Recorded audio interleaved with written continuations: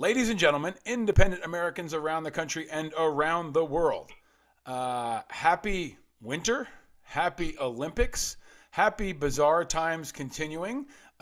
In many ways, it feels like 1985 all over again. The Olympics are happening. There is a new Cold War. We are at odds with Russia. Things continue to be nuts, and I could think of no better person to bring us to this conversation specifically around Russia, Ukraine, and all other things than a returning champion, a friend of the show, the great and powerful Molly McKew is back on Independent Americans. Welcome back, my friend. Thank you for having me back. Glad to be here. Um, I always ask, you've been on twice before. It was May 2021 and November 2020. At that time, last time you were on, there were massive cyber attacks in the U.S. Yeah. You are always one of our most interesting and entertaining and informative guests. You are an international woman of mystery.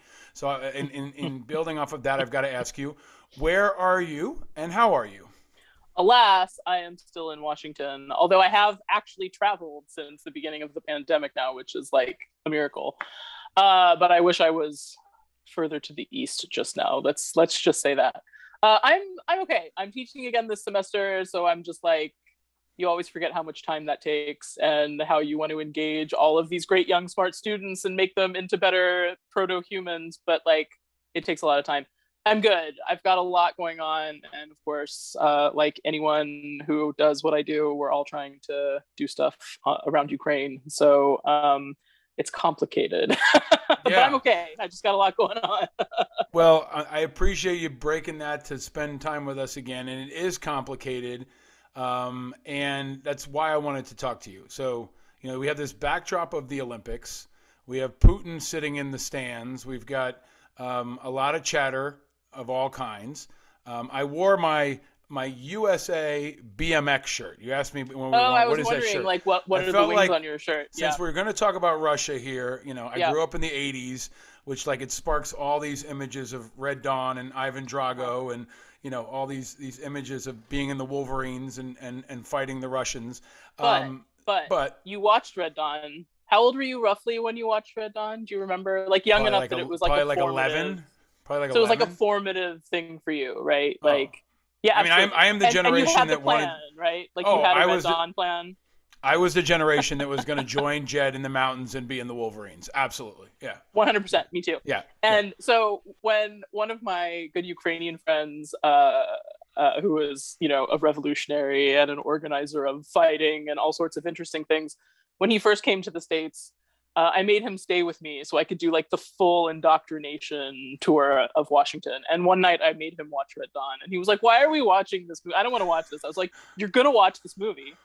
And he gets like really quiet and he watches the movie, and at the end he turns to me and he goes, "This movie is brilliant propaganda. You all had a plan, didn't you?" I was like, "We absolutely all had a plan." And he was like convinced that they needed to have this for Ukraine. But the mindset of resistance is back into cool in military parlance these days. So hey, Red Dawn is hip again.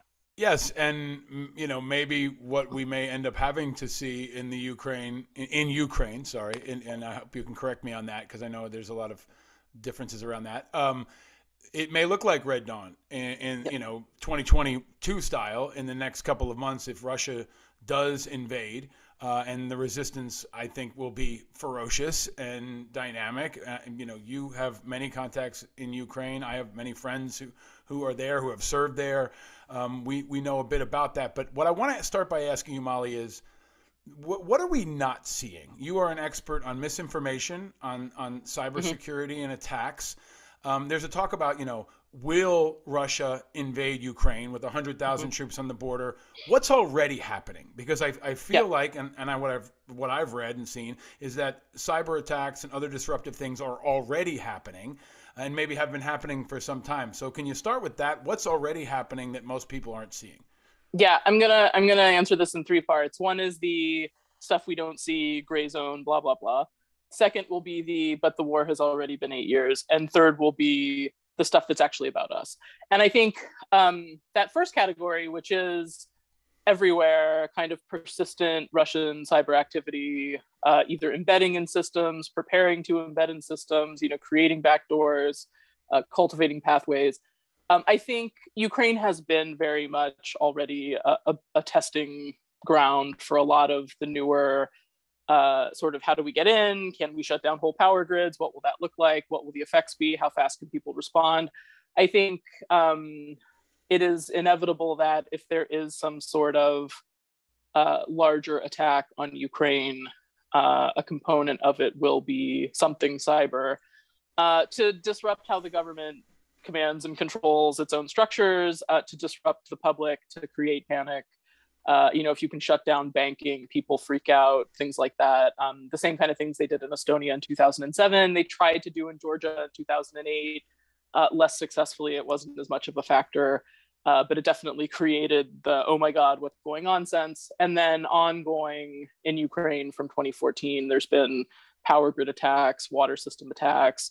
And I think an aspect of that we don't see as much here, there's been a little coverage of it in English, but not as much, is like, what is it like to be a Ukrainian right now? And I'm actually going to put up a piece on my thing, greatpower.us, in the next couple of days, written by my Ukrainian researcher who's worked with me for a long time now, about this aspect. Like, what is it like to be a Ukrainian right now? And the stuff we don't see, which is for months, there's been persistent bomb threats at schools, hospitals, public locations, malls, government buildings, to the point where schools have basically just like shut down and sent everyone home because there's just no time for everybody to respond to all these threats. But just this, like, it's mostly meant to distract resources, keep the police busy, but it just exhausts society, right? You live under this constant what the fuck is going on sense.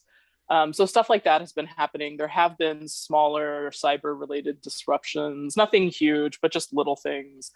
And I think in general, the information environment has been so polluted by this ridiculous fear-mongering. Oh my God, if the war comes, 50,000 people will die in Kyiv in the first 2 minutes. It's like, come on, people, we're smarter than this. Like, we're smarter than giving the Russians this much for free. And yet that's what we're doing. So I think living in that environment as a Ukrainian is extremely hard. And I think we're not understanding that enough, because we tend to talk about Ukraine as like a tiddlywink on a board and not as a country with 44 million people in it, right? So I think that what it is like to be a Ukrainian right now is something I think we should pay more attention to, and understand how many people have enlisted either in reserves or in active duty service, prepared, trained in some aspect, if not for the army and other reserves and like the medical reserves and other things. This is a society that has been in a state of perpetual war for 8 years. And I think to some extent, this is why there's been this kind of chill, yeah, guys, it's not different than it was yesterday vibe from the Ukrainians that's really like freaking out a lot of people in the West. Like, why aren't they more panicked? Like, we're panicked. And they're like, because we've been doing this every day for 8 years. And so it's really interesting, the like weird communication between us right now. But I think understanding better that this already looks pretty terrible if you're in Ukraine, but is just sort of how you've been living all these years now, is something we should understand, because it's why we should actually care more about resolving the situation when Russia isn't trying to blackmail us all the time. So I think there's that aspect, which is important. I think the other piece is just the war is always there. It's always there. They've been doing this a long time. 14,000 Ukrainians have died. And we forget about that conveniently when we decide to not pay attention to it. And we shouldn't, because that's our war. Like, they are fighting for us. They are fighting because Russia keeps trying to move the line where we will mentally respond to their bullshit westward. And right now it's pretty far to the west in terms of like where we're talking about where we would actually mobilize, right? And they know that. I don't think Ware is aware of that. But for Ukraine right now, what you want is like they're not asking us to be there, despite the dumb discussions that happen on U.S. news. They're not asking American troops to come fight side by side with them. They're fighting this war. They just want us to not drop the Iron Curtain behind them, instead of giving them the chance to be in what we are. And then I think just the last point, and I know this is long, sorry, is we're talking about this as a war on Ukraine, and it is in terms of the kinetic war. But so much of it is already beyond Ukraine, and very much all of it is about the White House and President Biden, and what the Kremlin thinks they can get out of them. And I think they're somewhat aware of that, but need to be vastly more aware of it. And just the level of Russian mobilization, which is not just about Ukraine. And frankly, the stuff around Ukraine is not enough to like besiege Ukraine and take it territorially from top to bottom. But the mobilization in the Black Sea, the mobilization in the Baltic Sea, all the crap they're doing in Africa right now. They were trying to hold naval exercises off the coast of Ireland. Like, they're all over the place doing all sorts of things to see what our reactions will be. And they have not been. So I'm glad that answer was long, because this is the beauty of no, really, this is the beauty of a podcast where I can give you time to expand on an idea in a way you can on cable news and other places. And I really think that framework setting is key here, because I've been trying to elevate a number of national security priorities. Absolutely. And we've got Ukraine, we've got Taiwan, and we've got things like the Arctic, which are completely off people's radar, right? So there is a scenario that feels like it's from, the Stavridis novel, The Doomsday Scenario, where we have multiple phases of a war against multiple types of enemies, while we are internally conflicted. And it's like Red Dawn on steroids, right? Like, I think in the old Red Dawn, the Russians linked up with the Cubans, and then the new Red Dawn, which was terrible, it was like a bastardization of Red Dawn in the same way. We will never discuss it again. Yes. Yeah, but it's a bastardization of Red Dawn the same way the new Mustang is a bastardization of a Ford Mustang. But they linked up with the North Koreans, right? So now you've got China and Russia in this new axis, and then you've got folks like North Korea that are still unpredictable. But then you've also got, this tug of war going on where Germany didn't exactly jump up and say, hey, we got your back, you can count on us. You've got folks like France and Macron trying to be intermediaries and be the peacemakers here. But I want to go back to what you really have a unique expertise on, the cyber component, right? And the technological component. I don't even know if I'm encompassing correctly. Yeah. Is this not, we used to worry about a nuke war, right? Like, what would a real nuke war look like? Is this going to be, if they do invade Ukraine, is this going to be a first real test of what they can do when they unleash all of the stuff in their technological arsenal? And is it a test of ours, right? Because the Ukrainians want our javelins and they want our equipment and they want us over in Germany. But is Cyber Command already funding the fight and fueling the fight and not telling us? I'm sure we have intelligence people there. I'm sure we have special operators under the radar that they will never claim. But is there not Cyber Command assets already helping them fight this invisible technological war? On the cyber piece, I, of course, do not know at all about any of the secret stuff that is happening. But even publicly, there is a lot of expertise, support. The Balts that are particularly talented in these areas have had good relationships with Ukraine. I'm not sure if Estonia has sent one of its CERT teams, like their cyber preparedness and response groups in, but they have previously. So I'm assuming that capacity is kind of there. Certainly people on that side, on the non-kinetic war side, we and others have tried to make resources available to them. There was an attempt to give them official access to kind of the NATO scheme that shares information on this, which of course Hungary, which is just signed a new gas deal with Putin, blocked. But it doesn't really matter. Everybody is still doing what they can on that front. And honestly, the Ukrainians we've gotten so much information from the Ukrainians about what is happening, what's in their systems, what the Russians have done, where they are testing stuff, that information sharing is pretty good. But I think that there's more there than what we see, which doesn't mean you can stop it or save it or whatever, but hopefully it's there's quick visibility at the very least if there is some kind of an attack about what it is and what needs to happen and how to communicate that outside the country and inside the country. Yeah. So yeah, I think what it's we a really critical have piece. I think we have to redefine, especially for the mainstream civilian population, what war in 2022 looks like, right? Like I have argued the Russians didn't meddle in our elections; they attacked our elections. If I were framing Absolutely. this from an international policy standpoint, I would have said that was an act of war. Right now, is a cyber attack an act of war? I think it is, but not in our current legislative and nomenclature framework, at least within the media. So this idea that it's a Cold War, I think that terminology and framework is even outdated because we've been at war with Russia in the cyberspace for decades now, right? Or as long as that's Yep. been a thing. And so when we talk about and we drill down on Ukraine, you mentioned there are ships in the Baltic, the Black Sea, they're meddling all around the place. No one wants to make a prediction here. Right. It's Super Bowl weekend. Is Putin going to do this? Is Putin going to send tank? Is he going to do this? And if he was going to do this, and you had to predict, I'm not going to only ask you to predict who's going to win the game, but I'm going to ask you to predict the spread. When is he going to do this? And if he does, when and why?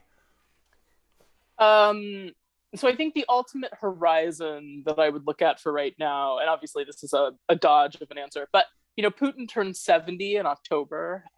It's his birthday, and kind of the chatter is that he wants something big before his birthday to show he's still a vital and vibrant young man, not full of Botox and evilness, right? And so I think the idea that something will happen in the summer, like between now and the fall, is it seems like a pretty safe bet. Like something stupid will happen in this timeline to remind us that Russia is a thing. But they're doing that right now, and I think there's so much talk about.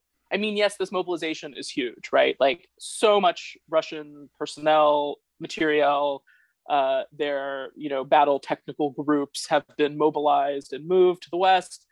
Some all the way from the Far East. Russia is 9 time zones, so that's not an insignificant movement. There's tons of stuff moving around, but to some extent, it just feels like you take a bunch of stuff and you throw it in a can and you're like shaking it around to like make people understand you're making a lot of noise. But that's mostly what they're doing. And that's not to say that there isn't stuff there that's actually ready for war. There is. There's fuel, there's blood supply, there's, field hospitals, there's dudes, there's reservists being mobilized, whatever. Like all of that stuff is there, but it still kind of has that, and we're just rattling the stuff around in the can vibe. You can't take Ukraine with 150,000 troops. Like that's not a thing that's going to happen. And maybe part of it, like maybe you just want to kill a lot of people. Maybe they do decide to go full Iraq 1991 air war shock and awe moment, right? But there's this line of, but why would you do that when it would actually evoke more of a response, right? That I'm just not sure. I'm not sure. I mean, everybody's still like, we're not sure if Putin's made the decision or not. I think looking back on 2008, which was when Russia invaded Georgia, which is not the same in the sense that Georgia is this big and Ukraine is a real thing, right? Like Georgia was 4 million people and Ukraine is 10 times bigger than that. But it was the same scenario in which Russia piled its entire freaking army on the border of Georgia. And the Jordans were like, hey guys, we should pay attention to this. And everybody's like, no, it's fine. Russia's not stupid enough to invade. Like Putin would never do that, And it there's a point at which there's just so much stuff there, it kind of tips itself into kinetic war, right? And I think we all worry about that, the sense of like, well, you've done this. What's a big enough thing that allows you to undo it without doing it, right? What is the thing? And I think to some extent, it then comes back to, but why are they doing this in the first place, right? And this is the part where it's kind of gross and icky to talk about, where it's like, in Georgia, what they wanted was the very pro-Western Georgian government to collapse. And they didn't achieve that in 2008. Georgia actually got a lot of support after the war financially so that its economy in particular did not collapse, both from Europe and the United States, which and this was right during the financial crisis, right? So Georgia actually kind of skated through that period when other people were in a worse state because they were getting outside support. The political war against Georgia then increased, and that continued on in 2012, which we can talk about some other time. But I think this is the thing we need to look at in Ukraine, is like, what is the objective of doing this? And I think the objective, and Putin has now been very clear about this after the Macron visit that you mentioned, What the Ukrainians keep telling us now is, hey, this Minsk Accord, the Minsk agreements that were sort of signed at gunpoint, in the beginning phases of the war, this notional, potential framework of a peace agreement, air quotes, between Ukraine and these pretend, occupied region governments or whatever. Russia's not even a party to this agreement, which is the kabuki they always play. It's not us fighting, it's these, nonsensical separatists. So the Minsk Accords very much signed with a Russian gun at the Ukrainian head when the government was still weak. This was after Maidan, after Yanukovych led the country, as the new government was standing up, to give them time to do things like rebuild the army that Yanukovych had destroyed. They had to sign this stupid agreement. But that was, again, 7 years ago. And since then, 14,000 Ukrainians have died, 500,000 have trained to fight this war. It's not the same country, and they're not willing to accept these same terms of completely compromising their sovereignty, giving Russia like a permanent knife to their heart when that doesn't make any sense to them. And for them, what they keep trying to tell us is Minsk is the trap, not the solution to this problem. And we're all like, yeah, but if you just do Minsk, like then we can move forward and not fight this war. And they're like, no, Minsk is the thing that will topple the government in Ukraine. Like, there is no political support domestically for all these concessions to the Russians after this long, painful war. If we do this, there will be uprisings in the street, right? And we're like, no, just agree to the thing. And they're like, no, we can't. And now Putin, of course, has come back after his meeting with Macron and just said, it is Minsk or die. Like, right. So they're really pushing on this. So going back to your wager, like if you had to bet, you'd say, yes, he does it in the summer. We'll see what he does, right? And maybe I can pull that apart a bit. What they want, but what they want, and this is where the I don't know thing comes in, is what they want is the same thing they wanted in Georgia, which is for us, the West, particularly the Biden White House, to package Ukraine in nice paper and hand it to Russia in some sort of political agreement that Ukraine will not join the West in the way that it wants. But what they also want to placate you. What Putin also wants, Molly, is disruption, right? And the idea, has Putin decided? I mean, Putin is looking at this in decades terms. The Chinese have a 1,000-year plan, and we have like a 6-month cycle based on congressional midterms, right? So if you look at Putin, he's poking at all areas, right? He's poking to see how tough is Germany going to be this time? How much can I push Biden? Where's France going to be? What is North Korea going to do? How are the Olympics? He's constantly rejiggering a strategy based off enemy contact, right? They always say no plan survives enemy contact. Putin is brilliant in that regard, and he's playing a long game. He plans to be there when he's 90 or 100. And if I were him, I would press Biden as much as I could, and I'd take a shot before the midterms when the Republicans take over Congress and will be a lot harder with me, right? And then maybe you've got 2 years from now with a President Trump, which could be totally different. So maybe he does a half measure sometime between now and likely our congressional elections when the opportunity is the softest and most disrupted and America's ripping itself apart with insurrections and mask mandates and everything. If I'm Putin, that looks like a pretty good time, right? It looks like a pretty good time to hit Biden when he's down and see how hard you can hit him. And then go back to the drawing board and wait for the next president and keep doing it over and over again. They seem to have a long view while we have a short view. And if I have to put a point on it, it's in part because they have continuity of leadership. When you've got Putin and he's the guy for decades, you can stick with his plan without interruption in a way we can't, because if Trump gets reelected, who the hell knows what our country is going to look like in 2 years? But it's pretty good. You can pretty much assume you know what Russia is going to look like as long as Putin's there. Right. I'll disagree on one point, which is you're totally right. The Chinese have this 50-year planning horizon that's like extremely detailed, and there's metrics and they talk about it constantly, and they're constantly fulfilling the 5-year plan. But in 4 years, of course, always in 4 years. Russia is different. You're totally right in its stagnant / stable, pick either word you choose, leadership structure. These dudes have been there a long time now. It's all the same faces. It's like, oh, it's that guy again. Hello. It's all these guys from the Georgian War. It's all these guys from the first Ukraine War. It's just the same guys. But so that is true. But their planning horizon is really tomorrow. And it's like the way that some of my Estonian friends have explained it is it's like this prison mindset of you die today, maybe I die tomorrow, right? So it's like, we don't really care if this is actually a bad, stupid move for us, because everybody's like, why would they do this? It's a stupid thing for their economy and everything else, right? They don't actually care about that, because you might die today, and that's the goal, right? It's like the goal is killing you today. And so I think there is this part of the reason we have such a bad ability to predict what the Kremlin is going to decide to do is there is this survival mentality that governs so much of this, combined with the love of fuckery. So it's like, well, let's just try it and see what happens, because we don't think there's going to be a cost, right? And if they did have the 20-year plan, they wouldn't be doing so much of this disruptive stuff. It's just that for now, because they don't have a vision of what 20 years from now looks like for Russia, right? They know what they want. They know how they feel. Like, they feel like they should be a great power, and they're not quite there, and they want to know why. But they don't really have a plan to achieve that, other than just fucking around all the time. That's why they keep doing it. And so I think you're right to say they will just keep looking for disruption opportunities anywhere, because that's the whole plan. But I think that this unpredictability in a totally illogical way for us is the thing that's so challenging. I think that's can't really make important. A prediction.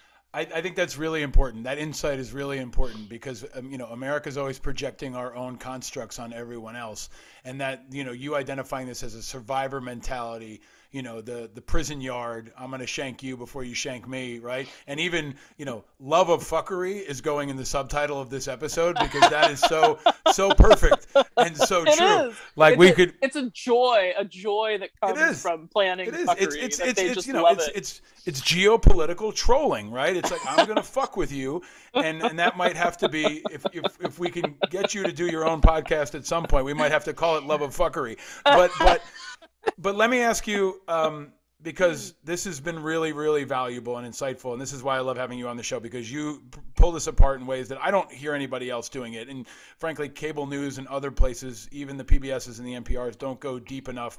And I want to keep this show looking about, for me, strategy is about what else and what's next. And I want to think about what's next, but I also want to empower. I'm assuming most people who are listening to this show want to support Ukraine. Right? Yeah. And don't want Russia to steamroll across and create Red Dawn 2022. You're great about identifying the misinformation and disinformation part of this. And you posted something on Twitter today which basically said, don't retweet stupid shit without checking it out, because the Russians want that.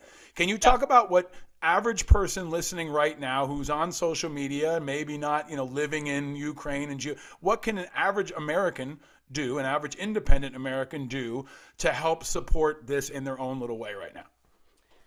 If you care about this and think that what Russia is doing is wrong, and think Ukraine has a point about getting to choose its own future and being a free country and et cetera, regardless what you think the United States should be doing. Should we be there? Should we be there more? Should we not be there? Should we give them stuff but not men? Like, whatever you actually think about this. And I understand there's a range of views on this, and I accept that.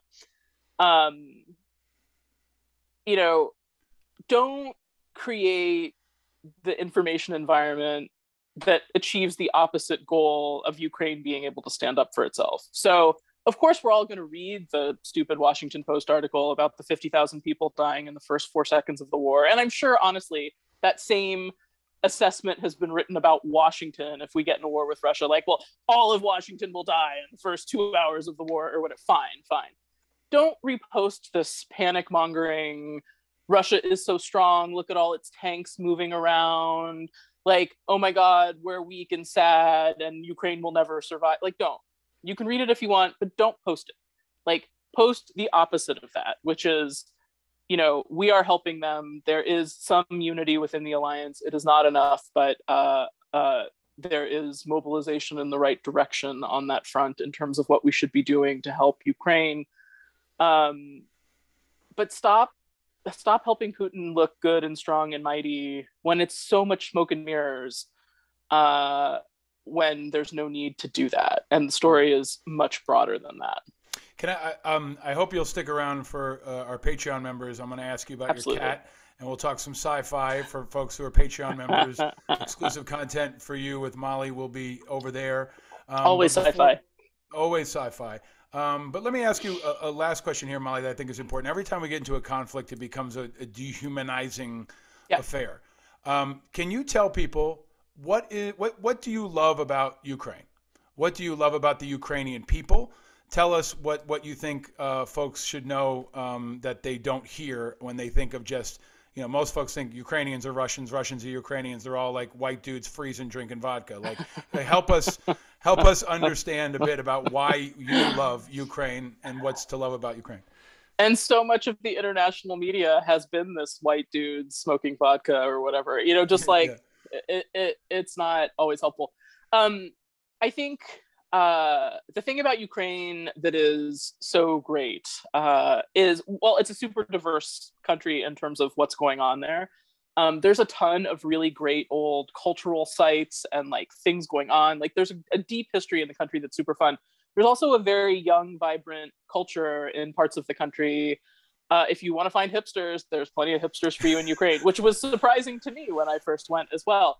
But I think what I love is, despite the fact that there has been this perpetual state of war, I mean, really since late 2013, when the mobilization for the Maidan protests started, which was very planned and very deliberate in terms of how Ukrainian civil society was again looking to try to get Russian influence out of their society. That they have stuck with this, that during Afghanistan and all the stuff that you talked about in your many episodes covering this with these incredible people that are working on the evacuations and other things, you constantly heard this crap from the White House that was like, well, the Afghans didn't fight hard enough for it, even though like all of these people died and like they're all, didn't fight. But like in no way can you even begin to make the case that Ukraine didn't want it enough. They had a revolution to stand up for the ideals and values that they believed in, which is what we have. It's not more than that. It's not like they want special treatment. They just want us to leave the door open so they can get in there if they work hard enough to do it. They fought a revolution, won the revolution, rebuilt their country in a time of war, rebuilt their army in a time of war, did all of that with very little outside support while everyone told them not to. Just give in and make a deal with the Russians. It'll be easier for you. They didn't do that. I think it's easy for us over here to think of Ukraine in the same way that we think of Moldova or these other like little former Soviet republics. Ukraine is a real country. It has a huge industrial center. It is building its own weapons to fight this war because no one will sell them to them. They're forging these really great partnerships with the UK, with the Turks, with others to manufacture what they need there and do great technology exchanges. Like there's so much innovation happening in Ukraine in terms of how they have fought the kinetic war, what they have learned by fighting the war on electronic warfare, on cyber warfare, on physical warfare, that we are all there learning from them because they are fighting while we stand behind them. Can I ask you one part of that? Yeah, I absolutely. think that you've done a great job of painting that picture. And there's a unique fighting spirit to Ukraine, right? Anybody who's spent time there, who knows people, right? And let me ask you a specific question, because I had to look it up. Two of their most famous ambassadors for a long time were the Klitschko brothers. The heavyweight champion boxers. I remember being in the Lower East Side. I lived in a Ukrainian neighborhood, during many of the protests and orange ribbons everywhere and all of that, right? But Vladimir and Vitaly Klitschko, I think two of the most fascinating sports figures of our time. So fascinating. Is one of them still the mayor right now, right? He's the mayor of Kiev or something, right? I don't know if it's right. And they've said they're going to fight and die. I mean, there are these heroic figures that I don't feel like we see, and I invite either of the Klitschko brothers to come on this show anytime. Or both. Or both together. The one thing that disappointed me in all respect is that they wouldn't fight each other, because heavyweight boxing was such shit at the time. We all want, I know they're brothers. So true. But you pay me $100 million, I will beat the shit out of my brother, and he will understand, and we will. It's the fight everybody wanted to see. We will buy a Putin palace afterward. But I think I guess the question is, they are still there. They are. Yes. I hope we see more of them. But the Klitschko brothers, thoughts or insights? I mean, look, with the mayor of Kiev brother, the problem with entering politics is once you enter politics, all the shit of politics gets on you, right? So there's the constant criticisms of, well, he's talking to this oligarch and that oligarch. Like, who knows? I don't know. That being said, Kiev at least has begun the kinds of emergency mobilizations that need to happen for Not because there might be a catastrophic invasion, but because if shit gets disrupted, you have to be able to survive, and there's a lot of people in Kiev. So I think there's helpful things happening. But the other brother, whatever the other brother is, Vitaly the is cuter the one, brother. Vitaly is the one that's a mayor. Right. Vitaly is the one that's the mayor. I think Vladimir is the one that used to be married to Hayden Panettiere, right? And the Hollywood star from Heroes. So yeah, that brother who was the better boxer and is the better looking one. Sorry, I didn't mean that. But he actually recently very publicly enlisted in the reserve forces to go do training. And I think again, just like knowing that mug there is the $200 million mug, and he's like, fuck this shit, I'm gonna go get ready to shoot Russians too. It's a hugely important signal in the country about what Ukrainians feel and think. Like, you keep hearing all this panicky stuff, oh God, if anything happens, there's going to be like zillions of Ukrainian refugees flooding across the borders. Like, of course there's going to be displacements and disruptions, but there's also going to be a lot of people who could choose to be somewhere else who are going to be there fighting because they think this is important. And I just think that it's a very important signal within the country of the commitment of people understanding what is at stake. And I agree with you on the Klitschko brothers. I would highly recommend, I think it's on HBO, or it was an HBO documentary, but the Klitschko brothers, it's like Klitschko documentary. It's a short thing, but there's some fascinating stuff in there, including about their inside the Soviet Union upbringing. Yeah. And the best vignette in there is when the cuter, better boxer brother is like back at the now abandoned Soviet military base where they were children. Their father was a Soviet helicopter pilot who was part of that group of helicopters that had to go and dump shit on the reactor in Chernobyl to stop it from burning. So, all these guys would like fly, get zonked by radiation.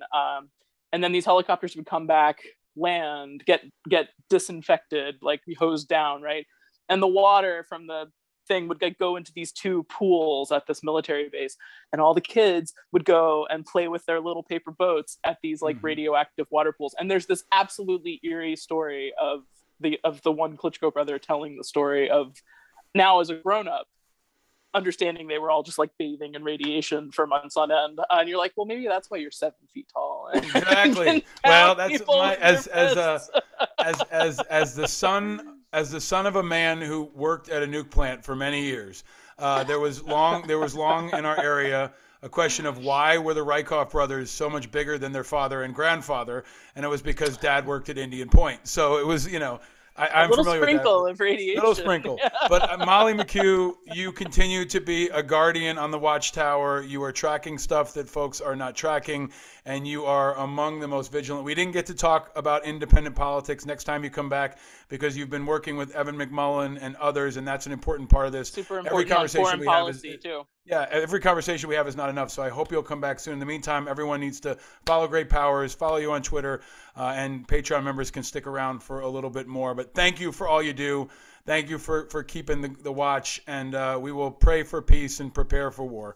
And any other crazy shit, and lots of fuckery, because that is the word of the week, is fuckery. It's always fuckery. So thank you for that. Stay vigilant, my friend.